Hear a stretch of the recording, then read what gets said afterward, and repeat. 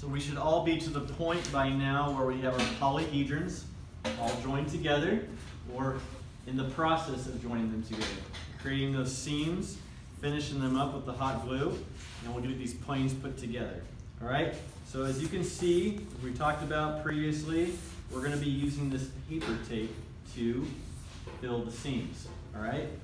Paper tape is typically used for finishing packages that we get in the mail. All right, so now what we're going to do is we're going to apply this paper tape onto the seams that we've already finished.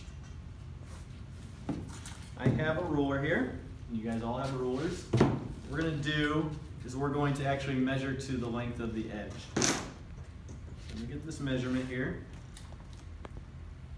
9 inches. We're going to roll this out. Remember, this tape here is water activated, so you don't have to worry about it activating as you're working with it until we add the water. Now, some of the issues that some of you have been having have been the amount of saturation that you've been applying to the tape itself. Now, last time I demoed this, did everybody feel the sponge? Here, I'm going to put it right here. Some of you guys come over here and feel that. It's not overly saturated, but it's not slightly damp either. It's kind of like right in between. It needs to get enough moisture on here so everything gets activated and it stays activated long enough for you to actually put the tape onto your seam. Does that make sense? Okay. So what we're going to do now is the sponge is our water activator applier tool. Okay? So we're just going to put that right there. Make sure that edge gets nice and wet. Hold that through, we can pressure on it. The tape does work, I promise. And what we're going to do is pull this around, get it right across, get one edge down. Was that not the edge I measured? No. Oh, regardless, it works. We're going to get that edge. See how clean and tight that edge gets on there? That's what we're looking for. That's going to help with the craftsmanship of our project. Because we've made these planes to such a nice degree of cleanliness when we cut it, we want to make sure that they stay that clean. We're going to bend that over. Sorry if you didn't see that. Just like when you're wrapping a present, at the edges, sometimes we have to cut so we can make proper folds at awkward angles. So we're going to make that angle right there. Take some out. If you feel like it's drying on you, just grab your sponge. Wipe that edge. Make sure you keep that activated. Same thing on the other side. Let's make a nice clean fold there. There's no rush to do this either. Make sure that each seam is finished before you go to the next one. We want these to be clean. There we go. Apply a little pressure. And there we have a nice, clean, finished seam. We need to go slow from the top to the bottom to avoid air bubbles. Next, I'll do one more just so you can see again. This time I'll make sure that I cover the right edge that I measured. All right, so when I measure this one right here, about 8 inches. I'm always going to add maybe another inch, 1/4 of an inch, 1/2 inch, whatever. Just give yourself a little extra just in case you run short.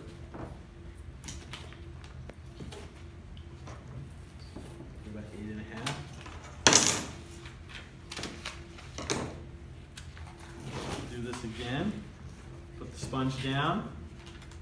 Apply the adhesive side down onto the water so it can become activated. Pull across. Make sure we get enough moisture on there. And if you have to go back and put more water on your sponge, just do it. This was the edge, right? Yes, it was. Mr. Kyle. Here we go. Get that one side down first, make it nice and tight. Then go ahead and bend it over that edge. And then push down the other way to avoid those air bubbles. Nice, clean, straight line.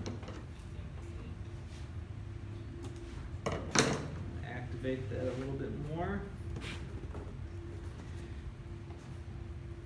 Like I showed some of you previously, there are going to be spots where you're not going to need the whole 3 3-inch width of this tape. You're going to run into areas where it may need to be smaller. I'm going to show you a spot right now.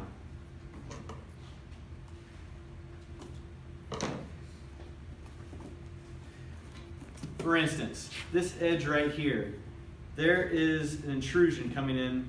That's not 3 inches of space right there. So if you try using that whole 3-inch width, you're going to run into this piece. So what we can do, measure this really quick to make sure that I got the right length. And go 11 inches.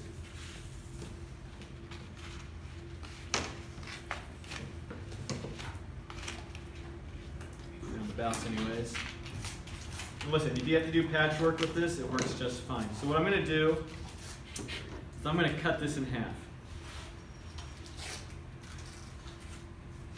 It would be nice to be able to use all 3 inches in some spots, just for the strength purposes behind it. But if we have to go halfies here, we'll go halfies. Do it again. Now, I hope you guys are getting the idea here that this is fairly simple. It just takes a little bit of practice. So I want you to get some scraps, and I want you, see how we're avoiding this edge right here, this little extrusion. I'm going to put that down.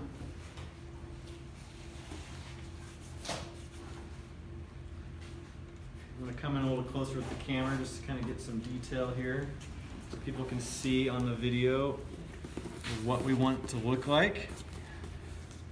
There we go. Nice clean edge, just as before. We're going to take this piece, we're going to trim it down. That's a little bit too much. Don't need that much.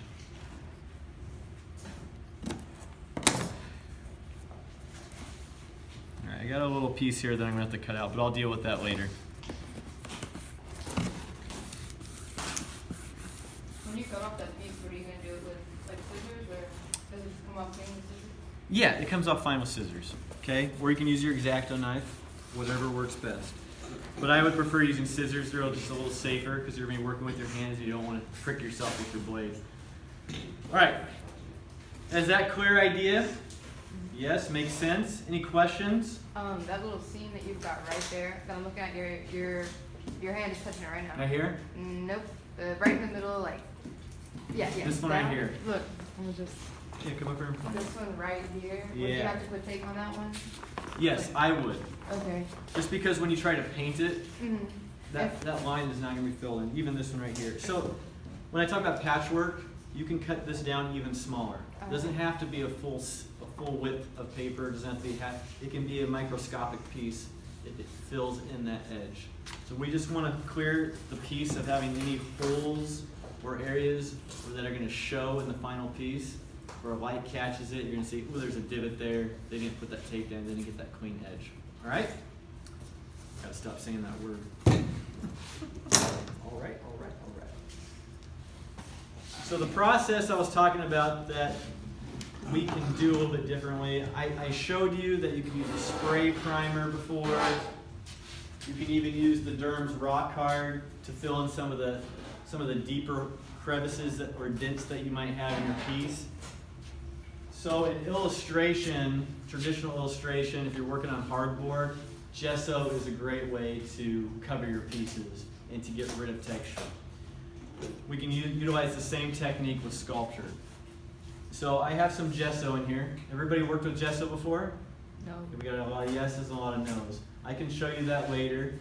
But gesso is a type of paint that is used to seal either canvases or hardboards for painting so that materials like a water-based paint won't soak through. So this will help primer it. What I like to do, because primer comes pretty thick, and most cases that's all right, but for me specifically, I want to get a nice smooth surface on there. If it takes me 3 or 4 coats, then so be it. Eventually all those crevices, all those little indentations will all be filled in. So I put a little bit of water into my gesso. It's a nice, not super watery consistency, but it's almost fresh paint, because as it sits in the can of gesso or in the tube of gesso, it will start to thicken up over time. So make sure you get some water in there. So what we're gonna do is just take the gesso, we're just gonna apply it, okay? Just like how we did with the paint earlier in the last demonstration.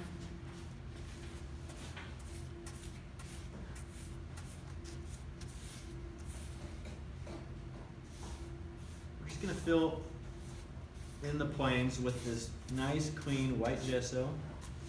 Now obviously I don't have all my seams done, this is just for demo purposes. I want to make sure that I get all the tape in there first. And that's it. It is a little on the thick side still. I'd probably add a little bit more water. I'll let those who are unfamiliar with gesso come over here and play with this in a little bit and kind of see the consistency that we want. We'll just go to the next side and fill it in. Now what I would do typically when using gesso is I would let it dry, completely dry. If you have a blow dryer at home and you're doing this at home, I love using my blow dryer. Gets the process done quicker, especially if you're on a time crunch and you need to get this finished before a deadline. Blow dryer works great, but you want to make sure that it's completely dry before you go to the next one, because then it will start to peel if you try to add another layer. Then after it dries and you get to the point where you say, that's covered good enough, and everybody's going to be different. 3, 4, 5 coats if necessary. If you're using a blow dryer, it won't take that long. The last coat, try to get a little bit more watery so you get a nice, smooth, clean finish. And then what you can do afterwards is get a really high grit. I'm talking about high grit. You can do a 500, 250 up, maybe even 150 might work as well. Of sandpaper, and then just slowly sand that down to get a nice, clean, smooth surface. Before I told you as well that potentially you might be able to use a can of spray paint on this. If you got a regular jar of paint, regular can of paint that you use with a brush, that you apply with a brush, that's all right.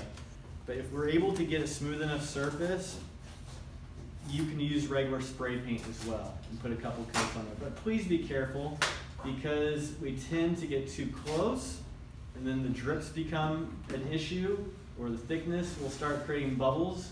We want to make sure you nice, even coats, just the same as with the gesso, even coats all the way around, and your product will be nice and clean and finished and show good craftsmanship by the end. Any questions?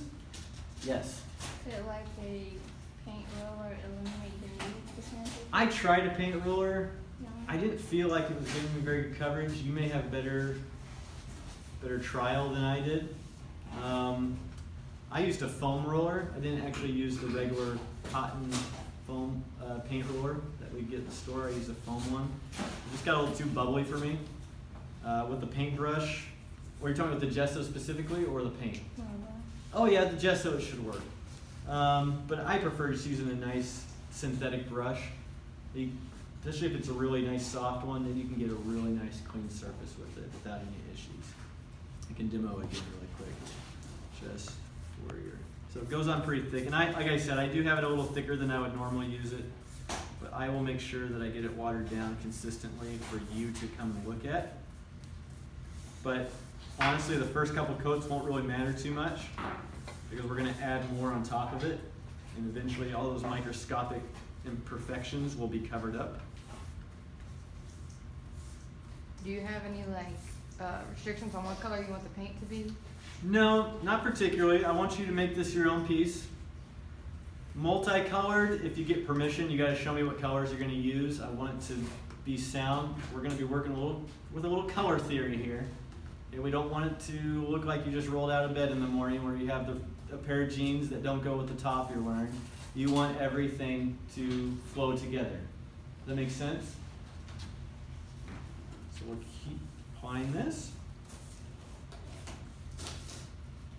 If you want to use a bright color, use a bright color. If you want to use a darker value, use a darker value. Each piece will have its own emotion, its own feeling by the time you're done with it, and the color helps present that. It's already looking a whole lot better.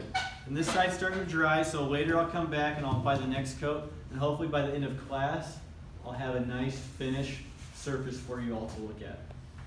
Any more questions? Does everything make sense with the paper tape? Yes?